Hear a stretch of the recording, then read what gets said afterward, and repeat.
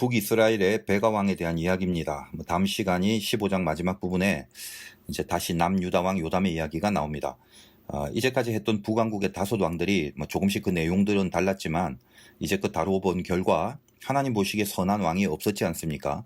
친아수르 정책을 펼친 그 악랄한 므나헴 왕이 통치를 끝내고 그 아들인 부가히야가 왕이 되지만 2년 동안 통치하고 그 왕국의 호위소에서 그 측근인 베가에 의해서 살해를 당하고 그 베가는 반아수르 정책을 펼친 왕으로 전에 이제 말씀드렸듯이 그 이사야서에서 남유다 왕인 아하스에게 아수르를 공격하는데 협조를 구했지만 이를 거절함으로 북왕국의 베가는 아람 왕인 르신과 함께 남유다를 공격하고 또 두려움에 떨고 있던 그 아하스에게 이사야가 하나님의 징조를 주게 되는데 이제 그것이 동정녀 탄생을 약속하는 임마누엘의 배경이 되었다고 여러 번 말씀을 드렸습니다.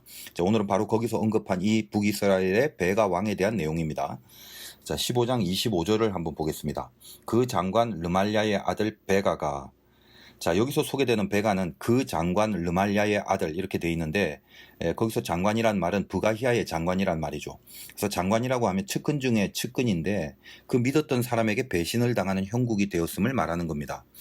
히브리어로 장관을 살라쉬라고 하는데 그 숫자로 셋을 의미하는 살라쉬에서 온 말입니다. 당시 그 왕의 병거에는 3명이 탈 수 있습니다. 말을 조종하는 병사와 왕이 타고 있고 또 그 뒤에 이 세 번째 병사가 살라쉬, 그 세 번째 병사가 병거를 타고 있는 그 왕이 또 혹시 그 중심을 잃고 넘어지려 하거나 혹은 뭐 한쪽으로 치우쳐서 위험하게 될 경우를 대비해서 뒤에서 그 왕의 신변을 보호하고 지켜주는 역할을 하는 것이 이 살라시입니다. 그렇게 중요한 역할을 담당하는 보직이라는 차원에서 이제 이후 장관을 살라쉬라고 하는데, 그러니까 베가는 부가히야 왕에게 있어서는 그 정도로 중요한 측근이어야 했기 때문에 이 왕이 호위소를 두고 그 안에 거했음에도 불구하고 쉽게 왕에게 다가가서 역모를 꾸밀 수 있었다는 그 말이죠. 당시 아수르에는 가장 번성기를 누렸던 디글랏 빌레셀 3세가 통치를 하고 있었고 성경은 이 사람을 불왕이라고도 부른다고 그랬습니다. 므나헴 왕이 엄청난 뇌물을 바치면서 친아수르 정책을 펼쳤던 그 대상이 바로 이 디글랏 빌레셀 3세 아니겠습니까? 자, 그런 식으로 이미 내용적으로 북이스라엘을 지배하고 있었던 디글랏 빌레셀 왕이 자기들 배신하고 이 부가히야를 죽이고 나중에 이제 아람과 손을 잡고 아수르를 대적할라 했던 베가 왕을 가만히 놔둘 리가 없지요. 자, 그래서 본문 29절을 한번 보겠습니다. 이스라엘 왕 베가 때에 아수르 왕 디글랏 빌레셀이 와서 이온과 아벨벳 마가와 야노아와 게데스와 하솔과 길르앗과 갈릴리와 납달리 온 땅을 점령하고 그 백성을 사로잡아서 아수르로 옮겼더라. 자, 여기 이제 지명 이름들이 나오는데 자세히 볼 거는 없고요. 북왕국 그 위쪽 부분을 아수르가 점령하고 거기 백성들을 아수르의 포로로 데려간 그 사실에 대한 언급입니다. 자, 하여간 베가는 이후에 그 아수르의 압력을 받아서 북이스라엘의 마지막 왕이 된 호세아에게 다시 죽임을 당하죠. 그리고 호세아를 끝으로 북이스라엘은 완전히 아수르에 의해서 나라를 뺏기게 됩니다. 그런데 이제 혹시 성경을 자세히 읽다 보면 참고로 30절에 보니까 우시아의 아들 요담 제20년에 엘라의 아들 호세아가 반역하여 르말랴의 아들 베가를 쳐서 죽이고 대신하여 왕이 되니라. 자, 그렇게 되어 있습니다. 그러니까 베가를 쳐서 죽였다라는 말을 했을 때 바로 그 사건이 일어날 당시 남유다의 왕이 요담이라고 그랬죠. 그래서 이 요담은 다음 시간에 나오는데, 자, 그런데 아까 그 이사야의 배경이 되었던 아하스가 누구냐면 요담의 아들입니다. 그러면 베가는 남유다 왕이 요담일 때 죽었다고 방금 이제 30절에 어디죠? 30절에 그렇게 되어 있는데 베가가 호세아에게 죽임을 당하는 당시 남유다의 왕이 요담이었는데, 근데 또 이사야를 보니까 아하스 때까지 살아있다. 그렇게 돼야 되겠죠. 이게 어떻게 된 건가 생각하면서 뭔가 좀 면밀하게 따지시는 분이 있을지도 모릅니다. 예를 들면 또 16장 1절 보니까 르말랴의 아들 베가 제70년에 유다의 왕 요담의 아들 아하스가 왕이 되니, 자, 그렇게 되어 있지 않습니까? 요담 때는 죽었다고 하고 또 다시 아하스 때는 뭐 또 부활한 건가 싶기도 하겠죠. 그래서 이런 부분을 이해하려면 섭정의 개념을 좀 알고 고려를 해야 됩니다. 섭정이라는 게 뭡니까? 두 왕이 같이 통치하는 시대란 말이죠. 자, 예를 들면 15장 첫 부분에 그 아사리아 왕이 나오지 않습니까? 우시아라는 이름으로 더 알려진 왕인데, 근데 이제 어떻습니까? 무슨 일이 있었죠? 제사장이 해야 될 그 분향을 자기가 하려고 하다가 문둥병이 생기고 그러다 보니까 왕으로서 통치를 못하니까 그 아들인 요담이 그 아버지 우시야 아사랴 왕을 대신해서 섭정을 할 수밖에 없었지 않습니까? 그리고 또 동시에 그 요담의 아들이 아하스인데 그 아하스 때도 요담하고 같이 섭정을 하게 되는 그 겹쳐지는 시기가 있는 거예요. 자, 그러니까 베가는 요담 때도 있었고 아하스 때도 있었단 말입니다. 요담과 아하스가 같이 통치할 때에 북이스라엘이 베가였던 거죠. 같이 함께 했던 시대가 있었다라는 겁니다. 그래서 이제 이걸 모르면 이해가 안 되는 거죠. 하여간 이제 그런 거는 참고로 아시면 될 것이고. 자, 이제 한번 생각해 봅시다. 우리가 보기에는 어때요? 이렇게 복잡하고 허구헌날 이런 심각한 일들이 생기게 되면 이게 뭐가 문제인지 뭐가 잘못인지 또 어떻게 해야 다시 잘 될 수 있는지 그 얼마나 고민들을 많이 하게 됩니까? 일단 한번 그 신앙의 입장은 다 버리고 이 세상적이고 정치적인 영역에서만 한번 생각을 해보시기 바랍니다. 자, 지금 베가가 다시 반아수르 친아람 정책을 펼치면서 부가히아를 죽이고 왕이 된 이 사건을 도대체 이걸 어떻게 정치적으로 봐야 되고 세상적인 입장에서 어떻게 판단을 해야 되는지, 자, 그리고 그것으로 인해서 나라가 아수르에게 초토화되면서 많은 백성들이 아수르의 포로로 끌려가는 이 실정을 또 어떻게 봐야 할까요? 자, 여러 가지 의견들이 많이 나오겠죠. 아마 다 다를 겁니다. 문제가 뭐죠, 거기서? 자, 베가가 친아람 정책을 핀 게 그게 문제고 잘못이다. 그래서 나라가 망했다. 뭐 이렇게 주장하는 사람들도 많이 있을 것이고, 또 혹은 남유다와 동맹을 잘 맺어갖고 먼저 남유다부터 잘 회유를 해야지 뭐 하려고 남북 전쟁을 일으켜갖고 엄한 아수르에게 나중에 당하게 되느냐. 아수르가 문제가 아니라 유다와의 뭐 관계가 문제였다. 뭐 이렇게 말하는 사람도 있을 것이고, 아니면 아니다 뭐 아람이 아수르에게는 가시 같은 존재였으니까 혹시 반아수르 정책을 펼치더라도 아람하고는 뭐 손을 잡으면 안 되는 것이었다. 뭐 기타 등등. 그 나라에 이 일이 다 벌어진 후에 그 얼마나 많은 그 자칭 제갈 공명들이 떠들고 평가하고 탓을 돌리고 뭐 비난하고 뭐 아주 그냥 그 정답은 자기만 다 아는데 내 말을 왜 안 들었냐 뭐 이런 식으로요. 그러면서 옥신각신하는 모습들이 얼마나 난자했겠냐 싶습니다. 자, 요즘 이 세계를 한번 바라보면서 또 이 나라를 보면 참 복잡하죠. 근데 크게 두 가지 고민이 있지 않습니까? 일단 왜 이렇게 되었냐? 그리고 그러면 어떻게 해야 하나? 뭐 코로나뿐만 아니라 정치적인 문제도 그렇고요. 교회의 문제도 그렇고요. 그러니까 할 말들이 참 많으시지 않습니까? 자, 그러면 어떻게 진단을 내릴까요? 왜 이렇게 됐냐? 그러면 어떻게 해야 하나? 그런 부분에 대해서 근데 아무래도 의견이 하나로 모여지지는 않을 것 같으니까 자, 일단 어떻게 뭐 투표를 할까요? 자, 그래서 민주주의는 다수결 의견을 따라야 하니까 그 중에 더 많은 의견을 따라서 정답을 내릴까요? 아니면 뭐 소수 의견 존중의 법칙을 살려서 뭐 차라리 소수 의견을 답으로 할까요? 이거 어떻게 하는 게 맞는 겁니까? 최종적으로 그 강력한 아수르 왕인 디글랏 빌레셀을 통해서 이렇게 결국 많은 백성들이 포로로 끌려가게 되었던 이 사건, 이거 어떻게 해석을 해야 합니까? 세상 사람들은 뭐 이러니 저러니 해도 그 이해가 돼요. 그거 말고는 다른 생각을 못 하니까요. 그런데 예수 믿는 우리는 어떻습니까? 하나님 믿고 살아가는 사람들 아닙니까? 그래서 만약에 하나님이 말씀을 해주시면 그걸 정답으로 믿기로 한 사람들 맞죠? 근데 만약에 하나님이 친히 말씀을 해주셨는데도 거기에 아니라고 딴지를 걸려는 사람은 그냥 하나님 믿는 사람이 아니니까 그 뭐 할 수 없는 거 아니겠습니까? 그렇다면 예수 믿는 우리들은 하나님이 뭐라고 하시는지 그 하나님의 진단을 들어보기로 합시다. 뭐라고 하셨습니까? 역대상 5장 25절에서 26절입니다. 뭐 역대상은 열왕기하 그 다음에 있으니까 한번 찾아보도록 하겠습니다. 역대상 5장 25절에서 26절이요. 그들이 그들의 조상들의 하나님께 범죄하여 하나님이 그들 앞에서 멸하신 그 땅 백성의 신들을 간음하듯 섬긴지라. 그러므로 이스라엘 하나님이 아수르 왕 불의 마음을 일으키시며 아수르 왕 디글랏 빌레셀의 마음을 일으키시매 곧 르우벤과 갓과 므낫세 반지파를 사로잡아 할라와 하볼과 하라와 고산 강가에 옮긴지라. 그들이 오늘까지 거기에 있으니라. 하나님이 이스라엘 백성을 아수르의 포로로 끌어가게 하신 이 역사를 어떻게 하나님이 진단하고 있는 겁니까? 세상의 신들을 간음하듯이 섬겨서 그 죄로 인하여 하나님이 디글랏 빌레셀의 마음을 그렇게 만들어서 루벤, 갓, 므낫세 반지파를 자, 지금 이 지파는 요단 동편의 북이스라엘 지파를 말하는데 그들을 할라, 하볼, 하라, 고산강가 여기가 어디냐면 아수르 땅입니다. 그쪽으로 옮겼대요. 그리고 그 상태로 오늘날까지 포로로 있게 했답니다. 자, 이 말씀을 한번 보세요. 정치적이거나 세상적인 지략들이 일이라도 개입을 한 건가요? 베가가 아수르 왕한테 잘못했습니다. 그러면서 혹시 뇌물을 주면서 패턴을 바꿨다면 그러면 포로로 끌려갈 길이 없었겠나요? 그런 일이 안 나타났을까요? 남유다가 북왕국과 손을 잡고 아람과 더불어 아수르를 대적했다면 그러면 포로로 끌려갈 길이 안 생겼을까요? 바로의 마음을 강팍하게 하신 이유가 뭡니까? 이스라엘에게 만들어낼 것을 만들어내기 때문인 것처럼 하나님은 디글랏 빌레셀의 마음을 움직인 겁니다. 북이스라엘이 아수르에게 지배당한 것은 우상을 섬기고 살았던 그 죄성 때문이라고 분명히 하나님이 지적하고 있죠. 이 세상에 문제가 생긴 것은 세상 사람들이나 세상 정치의 문제 혹은 세상의 어떤 돌아가는 원리로서 진단하고 그걸로 어떤 해답을 내려고 합니다만 하나님이 당신의 백성들, 즉 당신의 자녀들을 위해서 이 세상의 문제를 스스로 허락하시고 또 어떤 문제를 통하여 당신이 하시고자 하는 일을 하려고 하기 때문이라고 그렇게 말씀하고 계시는 거죠.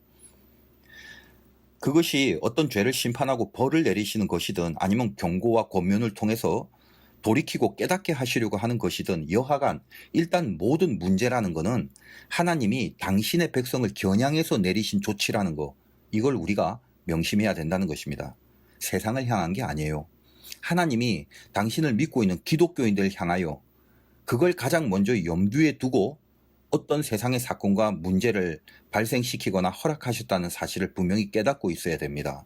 지금 이 사태는, 이 시대는 기독교인을 1차적으로 겨냥한 것이라는 걸 절대로 잊지 마시기 바랍니다. 그러다 보니까 우리는 어때요? 혹시 이 나라 기독교 130년의 역사 동안에 우상의 죄를 범하고 살아온 건 혹시 아닌가요? 우상이 뭐죠? 제 설교를 오랫동안 들으신 우리 교회 성도님들에게는 그 설교한 내용을 또다시 전할 필요는 없을 것 같습니다. 그런데 제 마음은 우상에 대한 그 똑같은 메시지를 지금 또 목이 터져라 전하고 싶어요. 제가 여러 번 말씀드렸죠. 저에게 평생에 한 가지만 설교하려면 우상의 죄에 대해서 설교할 거라고. 여러분 어떻습니까? 좀 세지고 싶으세요? 사람들이 그냥 막 내가 말하면 그냥 움찔하고 그 앞에서 다 고개 숙이고 당신이 맞다고 박수치고 경배하고 그런 인생으로 살고 싶으신가요? 정작 그렇게 안 되니까, 그 실력이 없으니까 하나님을 통해서 그걸 좀 이루어내려고 하는 그런 마음으로 혹시 살고 계시는 건 아닙니까? 그런 마음으로 믿음 생활 하시는 건 아닙니까? 돈이 있으니까 세잖아요. 그러면 돈이 있으면 세다라는 판단 때문에, 그것 때문에 하나님은 일단 제가 잘 믿어드리고 예배도 안 빠지고 헌금도 내드릴 테니까 저를 돈으로 좀 세지게 해주세요. 성경에는 아굴의 기도도 있다는 건 아는데 그건 이제 아구리가 하는 기도고 저는 좀 다릅니다. 저는 돈으로 좀 세게 해주셔야 돼요. 혹시 그러고 있지는 않습니까? 권세와 명예가 있으면 세지니까 하나님, 이번에 나는 저 다른 사람과 달리 좀 믿어드릴 테니까 진급도 좀 시켜주시고 진학이나 진로도 좀 탁월하게 높게 해주셔갖고 그냥 세상에서 내가 지나가면 전부 다 내 앞에 엎드리게 해주세요. 제가 그냥 해달라고 합니까? 예배 드려드리고 헌금 내드리고 가끔 봉사하고 헌신도 할 테니까 하여간 대우를 좀 해주셔야 됩니다. 그래 놓고 이제 속으로는 안 해주기만 해봐라, 그러면서 살고 있지는 않는가요? 하나님을 믿고 예수를 믿고 성령과 동행한다는 것이 도대체 무엇인지 알고 살아가고 있는 건 맞습니까? 변화돼야 된다는 거예요. 우상신앙은 100년을 믿어도 자기 변화가 없는 것을 말합니다. 주님이 이 땅에 말씀으로 오셔서 삶을 가르쳐 주셨잖아요. 그래서 그 말씀을 삶으로 살아내는 그 변화를 요구하셨습니다. 여러분, 우리 살아야 합니까? 죽어야 합니까? 당연히 살아야 하죠. 그런데 이 세상은 살라고 사는 것이고 주님은 살라면 죽으라고 하십니다. 살라고 사는 것은 살기 위해서 남을 죽여야 하고 죽으려고 사는 것은 살기 위해서 나를 죽이는 겁니다. 그래서 내가 죽고 나서 다시 살게 되는 부활의 삶을 사는 것이 그게 기독교입니다. 여러분, 높아져야 합니까? 낮아져야 합니까? 당연히 높아져야 되죠. 그런데 세상은 높아지려고 높아지는 것이고 주님은 높아지려면 낮아지라고 하십니다. 높아지려고 높아지기 위해서는 남을 밟아야 내가 나를 높아지게 하지만 높아지려고 낮아지는 것은 내가 남을 섬기고 남에게 밟혀야 주님이 나를 높게 여기신다는 겁니다. 세상이 나보고 높은 사람이라고 말하는 것에는 전혀 관심이 없고 주님이 나보고 높다고 인정하는 그것에만 모든 관심이 쏠려 있는 그걸 신앙이라고 한단 말이에요. 여러분 어떻습니까? 변화가 뭐죠? 방법이 완전히 달라지는 거, 그게 변화입니다. 우상은 하나님이 아닙니다. 하나님을 우상처럼 믿다가는 죽는 날까지 변화는 없습니다.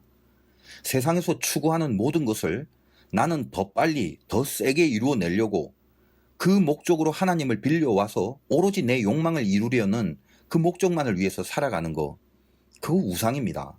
거기에 무슨 십자가가 세워질 수 있겠습니까? 저나 여러분은 살라고 살지 마시기 바랍니다. 세상 사람들도 살라고 사는 거는 열심히 삽니다. 누가 안 가르쳐줘도 얼마나 열심히들 사는지 몰라요. 우리는요, 죽으려고 사셔야 합니다. 뻔한 얘기라고요. 그런데 이것이 진리지 않습니까? 주님을 따르려면 자기를 부인하고 자기 십자가를 지고 따르라 했으니까. 그 말씀은 많이 들어서 알고 있으니까 그래야 한다는 것은 동의하는데, 근데 어때요? 억울해서 못 해먹겠다는 거 아닙니까? 하나님, 대강 노력은 해보겠지만 제가 억울한 건 못 참으니까 억울해지는 거 빼고는 내가 한번 자기 부인을 노력해 보겠습니다. 여러분, 그러시면 안 됩니다. 억울하지 않은 자기 부인은 세상에 없어요. 억울하지 않고 자기를 죽이는 건 그건 죽는 게 아닙니다. 십자가에 절절히 흐르는 감성은 억울함입니다. 죄도 없으신 분이, 남을 도우러 오신 분이, 다른 이들을 살리려 오신 분이 강도보다 못한 죄인으로 낙인을 찍혀서 처절하게 죽으셨습니다. 그 죽음을 따라오라는 겁니다. 왜요? 너는 내가 살리는 내 아들이야. 그거죠. 너는 세상이 너를 살리는 게 아니야. 내가 너를 영원히 살리는 거, 그것이 내 사랑이다. 그걸 믿고, 그걸 소망하고, 그걸 정말로 간절해 하냐? 그러면 세상적인 거 죽여라.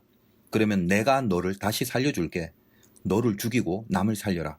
예수님의 삶이 그러했던 것처럼. 그게 신앙입니다.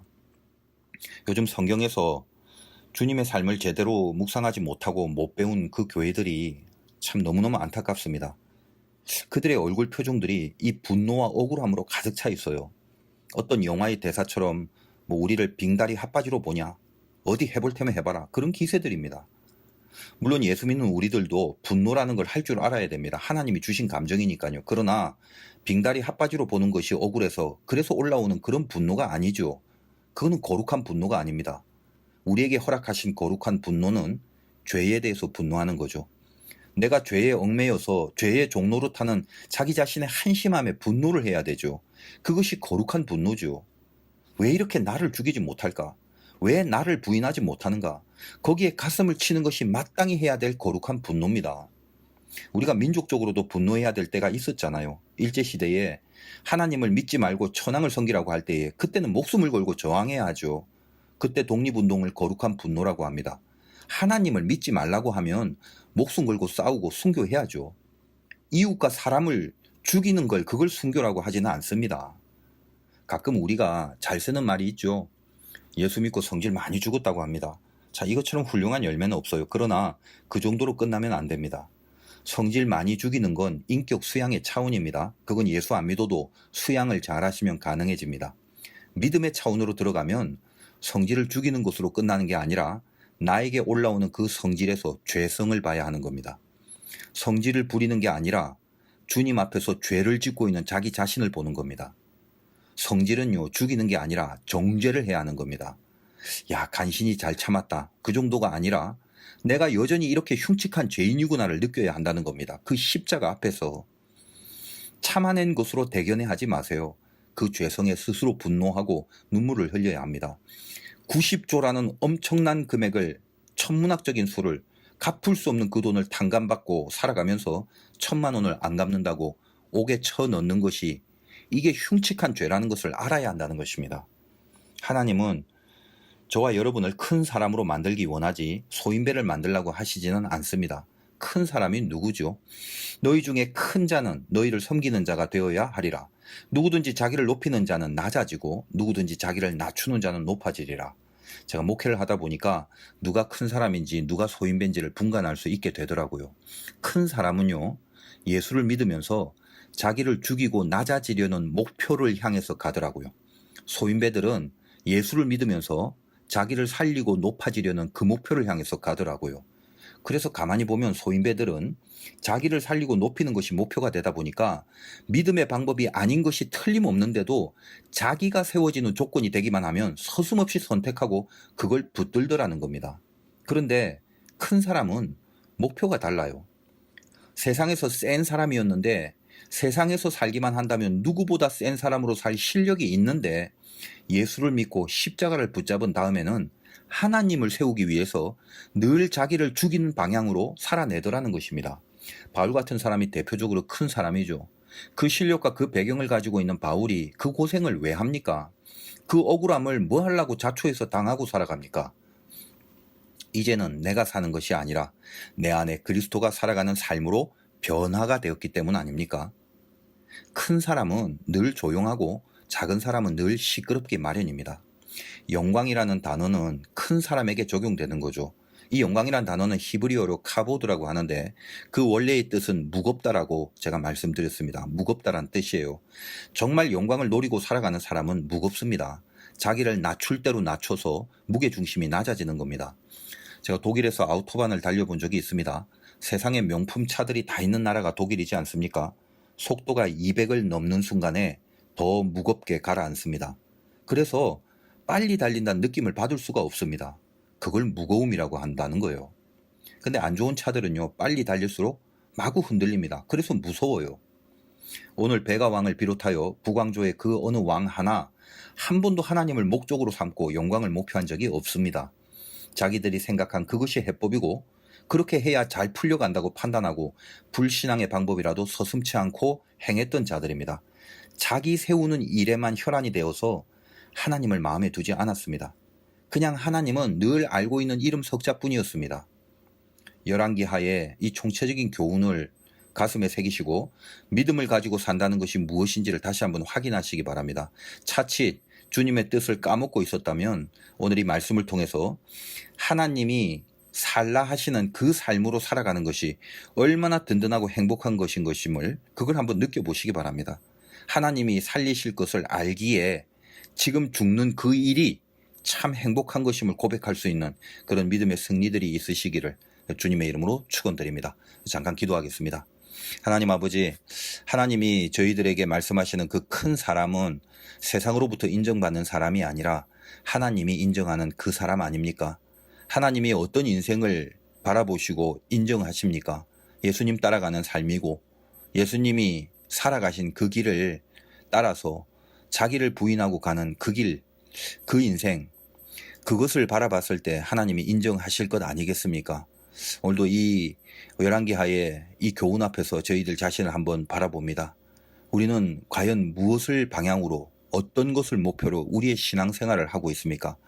혹시라도 잘못되었다면 빗나갔다면 다시 한번 이 말씀 가운데 깨닫게 하여 주시어서 내가 하나님을 세우는 그 일을 목표하기 위하여 나를 죽이는 일에 행복과 감사와 또 용기와 의욕과 그것으로 말미암아 내 마음에 뜨거운 은혜가 감동으로 밀려올 수 있는 그 시간 될 수 있도록 인도하여 주시옵소서.